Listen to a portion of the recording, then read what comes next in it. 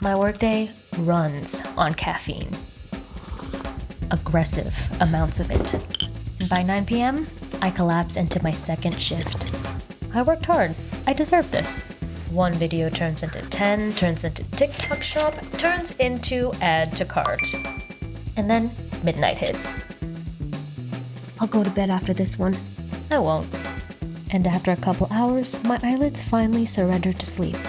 But then, my dreaded alarm goes off. And what's the first thing I do? Open social media. You know, to see what I missed. To stay connected. To wake up in the morning. But here's the uncomfortable truth. Days are blurring together. Weeks disappear as I consume.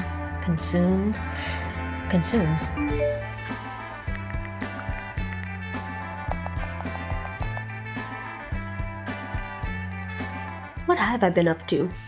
Guys, I am embarrassed to say that I can barely recall what happened yesterday. Sometimes I look through my camera roll just to remember my life, and that's when it hit me. When did my digital footprint become more alive than my real one? I keep saying life is passing me by, but maybe it's because I am scrolling through it. So what are we really saying when we tell ourselves, I deserve this? And what would our lives look like if we believed our time was more valuable than cheap dopamine? In this video, I'm answering that for myself by blocking all of my social media apps. Then I'm diving into the science behind social media and mental health. If you're new here, these are my credentials. I studied psychology at USC, earned my master's in nursing, became a psych nurse before I quit to be an art YouTuber, and then was diagnosed with ADHD because my YouTube comments knew before I did. So this isn't just a rant, it's my personal experiment. And if you too have been feeling like you're stuck in a scroll cycle, grab your art supplies and let's find out together what happens when we choose to create instead of consume.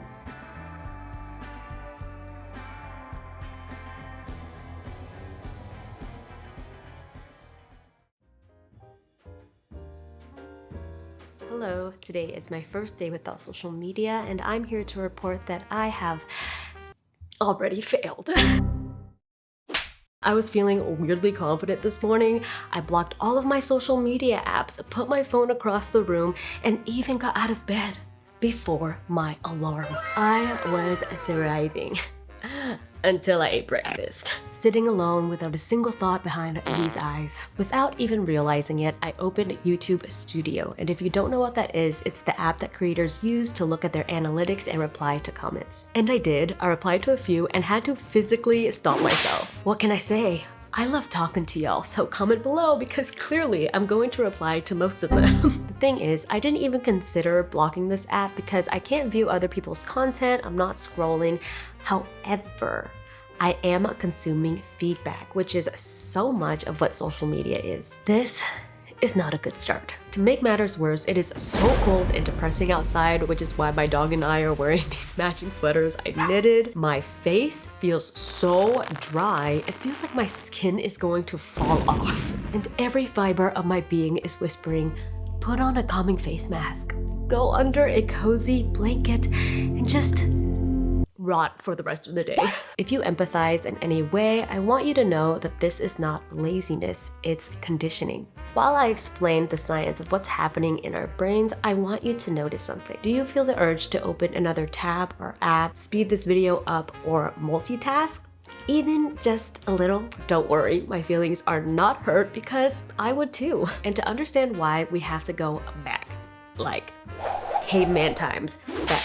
Before algorithms or notifications, we had a biological engine for survival. At the center of that survival engine is a key player, dopamine, a neurotransmitter involved in motivation and reinforcement learning. It's often called the pleasure chemical, but this is an oversimplification. Research shows that dopamine is less about enjoying the reward and more about the pursuit, the prediction that something good might happen. In the wise words of my favorite philosopher, Hannah Montana, it ain't about what's waiting on the other side.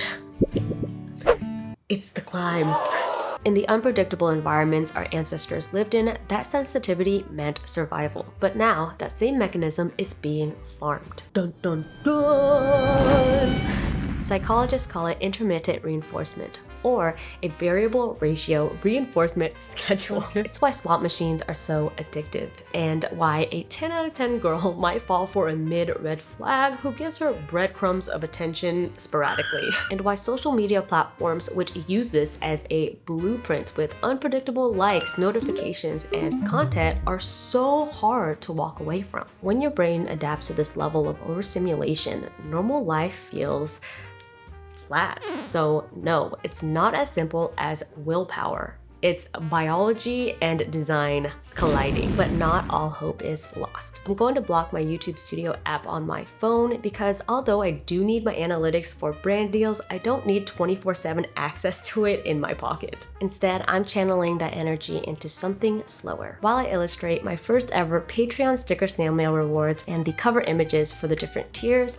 I will be discussing realistic behavioral science strategies that help you replace endless scrolling with activities that are more meaningful. My intention with my Patreon is to encourage us to be more present and to savor a reward that doesn't disappear with a swipe. All right, let's get to work. Creative time means immediate jail for my phone. Record spinning, books across my desk, and me pretending I'm in a retro indie movie that film nerds will call underrated in 10 years. Suddenly, creating feels comparable to watching a DIY baddie uncover pristine vintage tile in her fixer-upper. And then videos, they eat, okay? Sitting there aimlessly resisting my phone has never worked for me, which makes sense. Systems and context matter more than willpower when it comes to habits. My dog scratches at my door to announce she's back from her potty break, and my phone, it would have notified me of every event, including former classmates reposting their 2016 photos. But my shoulders are the only reminder I need of my mortality. Thank you. I'm not surprised that studies show turning off notifications, or better yet, removing your phone from the room entirely improves focus and available cognitive capacity. Add friction to unhealthy habits. Keep the better choices within reach. One strategy I use is if-then plans. If I'm lonely, I call a friend. If I feel uninspired, I open a book or visit a gallery. And if I have the itch to learn something new, I go on Skillshare. Research shows that when you link a specific situation to a specific action, follow-through increases. Skillshare has become one of my favorite learning platforms. It's packed with creative classes taught by illustrators, graphic designers, and entrepreneurs. While illustrating, I watched Mimi's Plan Your Creative Business twice without irrelevant videos competing for my attention. There's also a community of like-minded members sharing their work from the class for a more collaborative experience. My shop has been closed since I moved last summer, and I'm launching my Patreon for the first time. So, I want to return to my small business with intention. Mimi's business plan workbook helped me turn broad ideas into concrete steps. Decades of research show that specific goals outperform big ones. If there's something you've been wanting to build, give it direction. Make real progress more satisfying than passively consuming whatever the algorithm serves you. The first 500 people to use my link in the description or scan the QR code will get a 1-month free trial of Skillshare.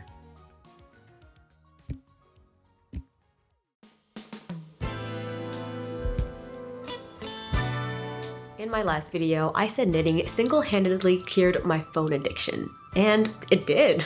I was knitting on the couch for hours, like a full-time job hours, with nothing playing in the background, no YouTube, no TV. It was like I unlocked a superpower. The standard for our attention span is in the basement of hell. Anyways, knitting and I were in the honeymoon phase until I started making this sweater for my sister. Now my sister, she loved a spreadsheet. Her childhood dream was to work in a cubicle.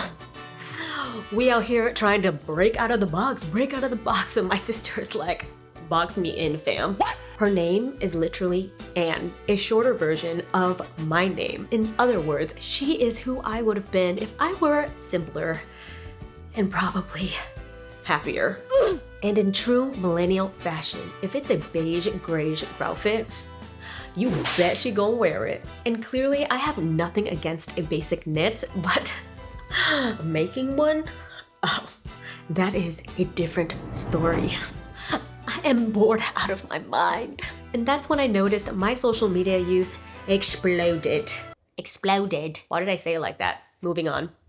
And obviously nobody wants to be bored, but I have lost the ability to even tolerate it. When I was in my 20s, I truly believed that my boredom was just one step away from depression. I'd go home from work, scroll on my phone for an hour because I was afraid of going into my empty room and dealing with my thoughts. But boredom wasn't the problem. It was just uncovering all of the inner conflicts I was avoiding. The irony is, if I had just let myself be understimulated,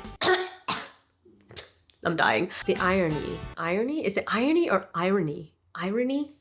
My God. The irony is, if I had just let myself be understimulated, over time my life would feel less boring and I'd be more equipped to address my unresolved fears. So today, I'm going to be doing my most boring small business tasks, which includes printing and cutting my postcards and stickers. And I'm going to talk about what happens in your brain when you lower your stimulation. Spoiler alert, my brain is not going to be suddenly fixed because I did a short social media detox, although I wish it were that easy. But I feel empowered knowing that the brain is plastic. Not microplastic plastic, although at this point it probably is. But I mean plastic as in it can change. Anyways, it's been ages since I've made a postcard or a sticker, and historically I've had real bad luck with it. No, it didn't cut all the way through. I just realized all of my bookmarks are in the wrong orientation. Cut the cameras. Cut the cameras. My printer is having issues. Who am I kidding? It's a skill issue. Anyways, wish me luck.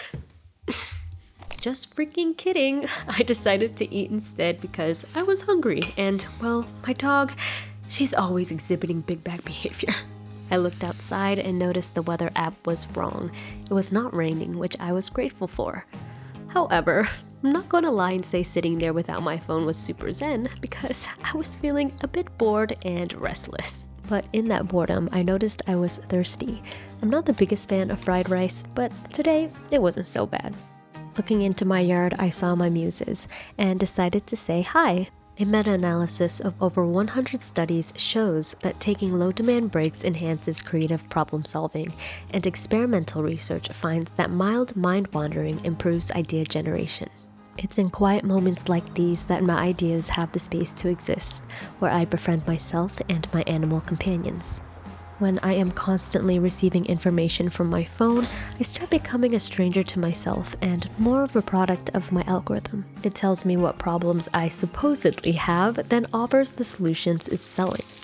So instead of creating, I consume, thinking it will make my life richer. Like my first postcard sample, there's excitement in pressing the button, but the final product can fall flat. So I scroll again, chasing novelty, forgetting that fulfillment might be in the palm of my hands if I just free them from my phone. Making stationery for my small business isn't the most exciting thing, but it moves me towards my lifelong dream of making a career out of my art.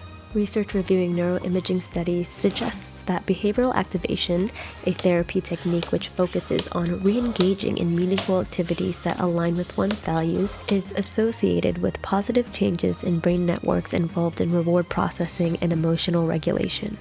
By some miracle, the colors for my stickers were perfect on the first try. I wasted less materials than I once did. My machines ran without a hitch. Maybe because the work is so mundane, but the small wins felt big today. The biggest issue I run into when making stickers is bubbles under my laminate, so I bought a cheap roller thinking it would help, but it made everything unnecessarily more difficult, which reminded me that quality over quantity is always a lesson worth relearning. For now, I'm going back to the trusty squeegee. Listening to nothing but my cutter hum as if it were my first time felt a little like watching magic, and I'm not sure why, but it made me optimistic for what's to come. If you'd like to be one of the first to join my Patreon journey, the link will be in my description, and if you're not in the place to support financially, a subscribe, like, comment, and follow on my socials are more than enough. I spent the day alone in my studio, but community takes effort, and today I laid the first brick with childlike faith that more hands will join me. All right, I am finally done making my postcards and stickers, and honestly, that was way less disastrous than I thought it would be.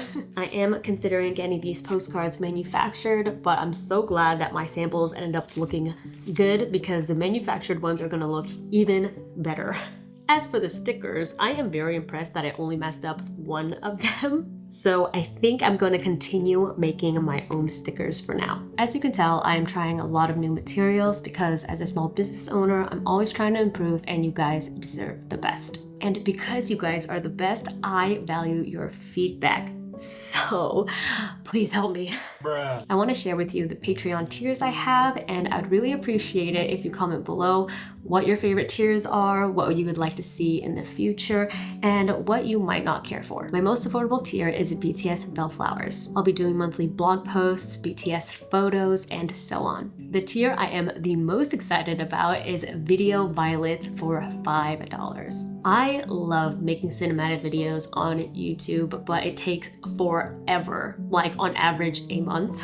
So I wanted a platform where I could share my more raw, unedited self. I'll try to add content creation tips and small business ideas as I am learning in those videos. Comment below what topics you want me to cover. The next tier is postcard poppies for $10 or sticker sunflowers for $10 as well. I'm so excited for you guys to receive this in the mail. Comment below what kind of art you want to see next in your mailbox. Last but not least, if you want all of the above, the digital rewards, the postcard, the sticker, you can choose the Sweet Pea tier. I made my tiers flower themed because you guys are sowing seeds into this beautiful community that we are creating, and I am so grateful. All right, I am going to eat dinner now, and I'll see you later.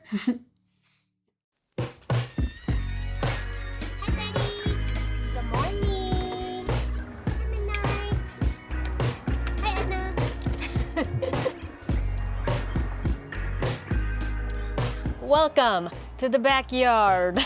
This wilting plant is a direct reflection of my mental health when it is gloomy for months. It's sunny today, but it's gonna rain all of next week, so I'm putting this plant out of its misery by replacing it with some propagations I cut from a pothos plant that somehow thrives in my dimly lit art studio, unlike me. This is my first time doing this, so I am not even gonna pretend like I know what's going on here. Honestly, I aspire to be like my propagated plant, hydrated and thriving in an environment that isn't exactly optimized for its well-being. Because we live in a world that constantly demands our attention towards consumption and not ourselves or each other. Do I have a self-sufficient dream to live with my animals in the woods and slowly transform into a garden gnome? Obviously. But is that realistic for me right now? No. Is it ever going to be realistic for me to transform into a garden gnome? Never say never. But the truth is, most of us aren't deleting modern life to live in the woods.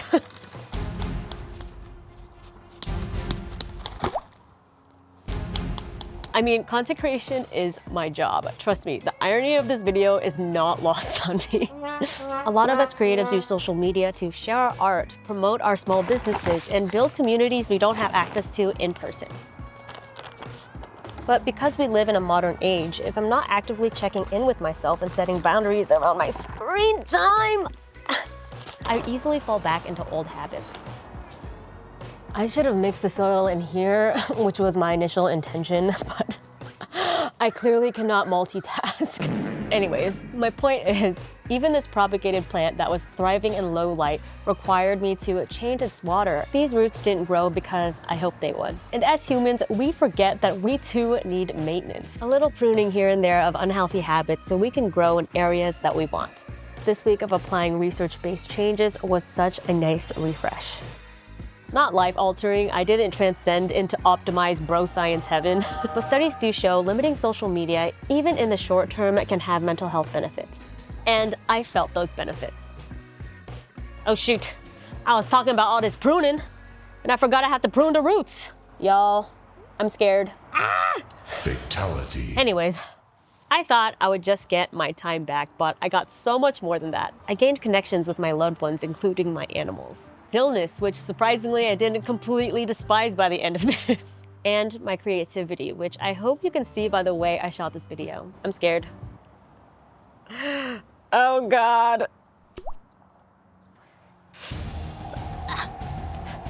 Oh God. Yesterday, I added a personal letter for all of my physical reward members and spent most of the day illustrating off camera. I designed the back so it doubles as craft paper, turned the extra scraps into a little belly band sealed with a matching sticker, added flowers from all the tiers on the envelope, and of course, a snail because it's snail mail and we are romanticizing slowness. Okay, I'm gonna mix the extra soil in this box this time. You can do it, Angela. You can do hard things. This is not even a hard thing, girl. Back to what I was saying, I used to think that my phone was my main source of inspiration. But this break reminded me that I've always been creative. I just didn't give myself the space to hear my own thoughts. I can't tell if I just murdered all these plants or I gave them a second chance at life. We shall see. Hydration, hydration, hydration. Get it. Get it. Yeah. Ah! Oh my God. It's spilling. It's fine. We're outside. Everybody, relax. Calm down. Yeah. Water the lemon plant, Angela. I'll be back. I'm just gonna toss this water. Ah. Yeah. Okay. What was I saying? Y'all, it's nearing the end of the video. Every care I've had is out the window, as I was saying. I was also afraid of logging off because I'd be disconnected from the world and my analytics would tank, which would hurt my fragile pride and my income. If you have similar fears, as someone who has disappeared for months at a time from the internet, I am here to reassure you that, yes, my analytics did plummet, but I never regretted it. Most recently, I stopped posting for a couple months because I moved into my in-laws' house and renovated my art studio with my dad. When I returned and posted that makeover, it was the second worst performing video on my YouTube account, second to the first video I have ever posted. Did I crash out and think that I had to restart my whole entire YouTube journey? Maybe. But I found peace in knowing that I wouldn't have changed a thing. It was a transformative time in my life that I got to spend with my father, and I don't get that time with him often. That experience taught me that it's not about connecting with everyone, it's about being present with the people who matter most. And the crazy thing is, after posting consistently for just a month or two, I regained all the followers I lost, brands started reaching out again, I got dream partnerships, and was even able to raise my rates. We don't always have to be visible, but we just need to be authentic when we are. Opportunities are going to come and go, but our time, it's always going to be moving in one direction. It's up to us to spend it well. This year, I've been intentionally creating pockets of joy. No matter how busy I get, I give myself at least a half day to do an activity that makes me feel more me. And shocker, that usually doesn't involve my phone. Every one of these intentional days is a small reminder to me that I have the ability to experience life more positively, even if it's in teeny tiny ways. After a week of no socials, I'm feeling less restless and I'm looking forward to some relaxing analog activities this weekend. I want to block a knit I made for myself that I've been putting off, maybe read a book, go to a library, or maybe a farm, I don't know. But I'm going to bring you guys with me. Not you. Sorry.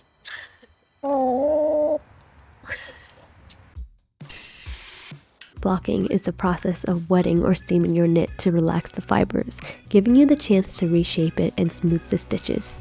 I hope this video inspires you to step away from your phone and into meaningful activities to reshape your life in small, intentional ways. I was gifted another unexpected sunny day and took it as a sign to visit a farm with my better half. Okay, stop. I zoom into your My God, I have such a guttural laugh. But what can I say? Animals make me happy. One of my first pets was a chicken, so seeing a flock always makes me feel like a child again. The rainy days I dreaded so much brought the blooms I get to admire today. Whether you're in a rainy season or a flowering one, it's all worth experiencing because both are part of becoming. What a gift it is to laugh with the people you love, to enjoy your own company, to make something with your hands and share it with the world. Comment present if you made it to the end. Thank you so much for watching, and I'll see you in the next one.